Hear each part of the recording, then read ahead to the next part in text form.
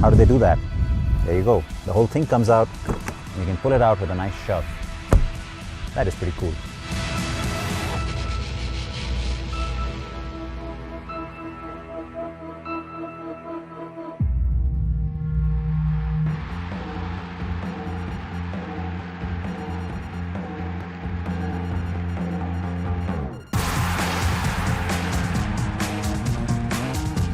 Now, Land Rover prefers you don't use the word minimalist, but really that's what comes to mind because the cabin is so simple and it almost sort of brings in the outside in terms of the exterior design to the kind of language you see on the interior, and it is a big departure because when you compare to the Range Rover, which seemed like the best interior you'd ever seen, suddenly that looks dated and this looks really modern.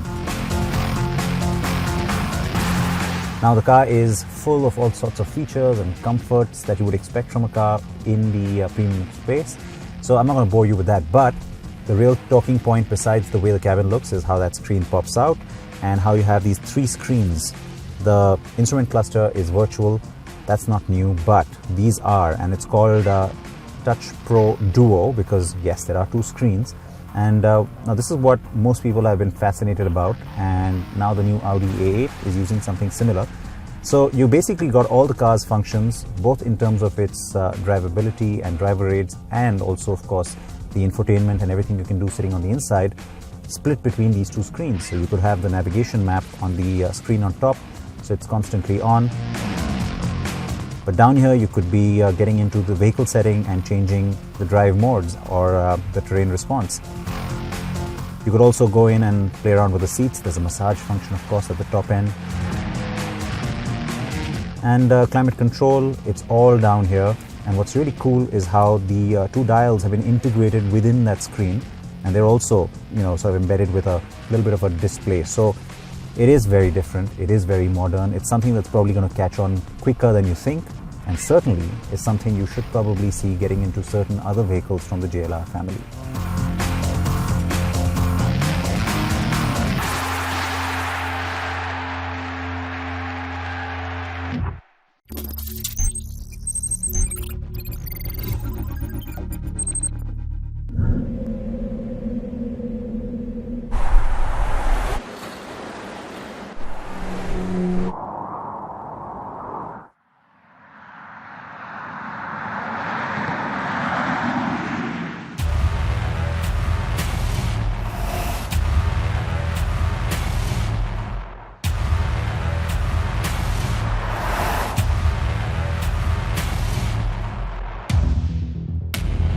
Now, when the car first broke cover at Geneva in March, and then we brought you more details on it from New York in April, many of you had the question that many others had.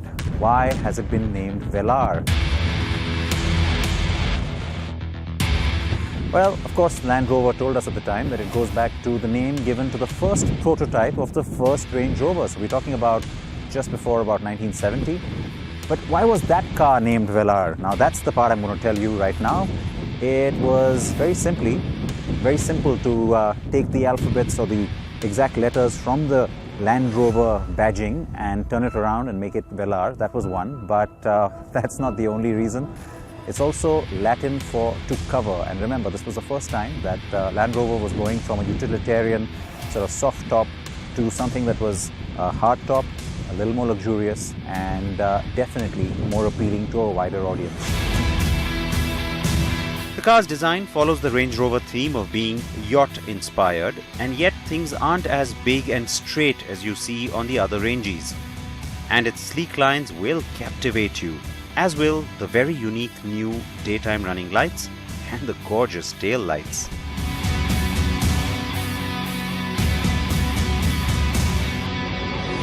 Now, the Velar occupies a position between the Evoque and the Range Rover Sport, which is, of course, not just in terms of pricing, but also in terms of size. So when you look at it, it's sort of ample, and yet it's not too large, it's not big and bulky, and it's also not too tall. That lends it its sporty character when it comes to the styling, really, because take a look at the way the roofline comes down. It really lends itself also to the whole dual tone story. I think it works really well with this car, perhaps more so than some of the others, just like it did with the Evoque when it first came out. It's also a lot sleeker. There's a lot more use of LEDs, both in the tail as well as in the front.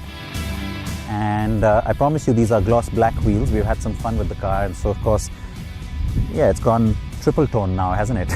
But that's the other thing, you know, it's a good looking car, it's sophisticated, it's modern, and yet put it out there into the elements and it looks completely at home. If anything, I think it looks even sexier now with all of that mud on it.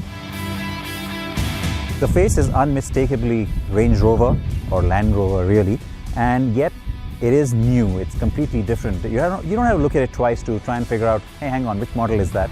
And that's primarily because of the really slim headlamp and the signature of the daytime running light. And when you unlock the car, the other thing that happens is that you get these deployable door handles coming out, and that's another nice little trick.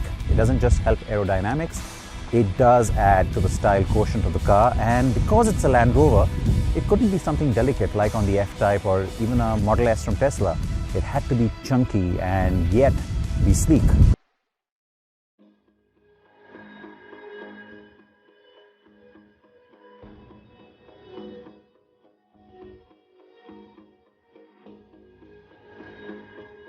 So as you can see, the car has plenty of engine options, and what you really want to know is, of course, which ones of those we will be getting in India.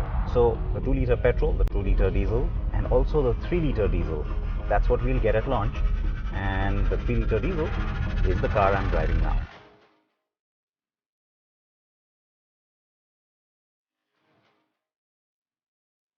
Normally a rear-biased car, the Velar has a chain drive to transfer torque to the front when required.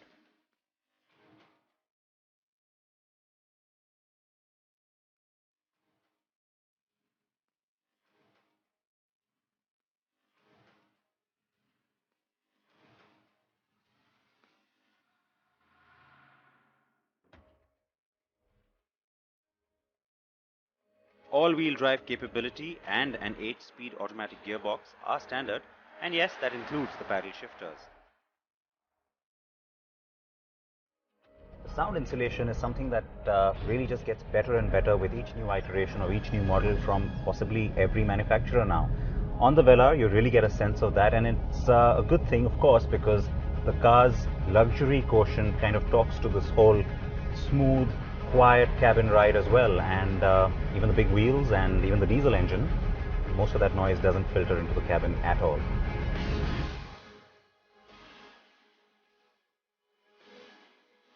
It's not just because this is the latest product from the JLR family, it's also because it's a Range Rover that it's really the epitome of everything that the brand represents in terms of technology, in terms of style and design and materials, and which is why you get an array of things that really surprise you in many ways on the Velar. When it comes to technology, of course, there's lots of onboard safety and driver aids as well, but I have to say that it's nice to also see the all-terrain progress control now making it onto the Range Rover family as well.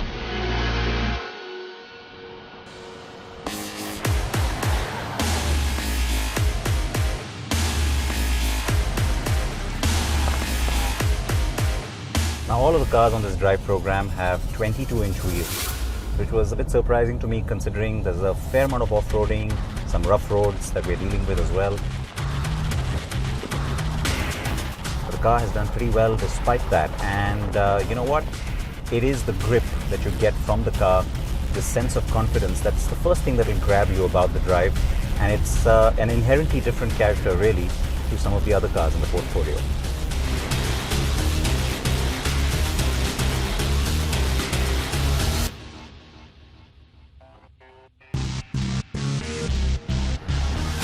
It's at the end of September that bookings will start. You'll also have price announcements then from Land Rover India, and deliveries will begin by around November this year. So yeah, it's getting to us a lot sooner than we had first reckoned it would.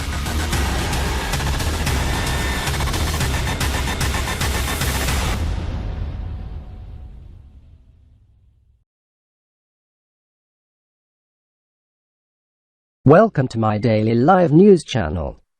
Stay with my channel's videos to get news of all the country's news, newspapers news, sports news, technology-based news and health news. Subscribe the channel. Liking and sharing the opportunity to see everyone.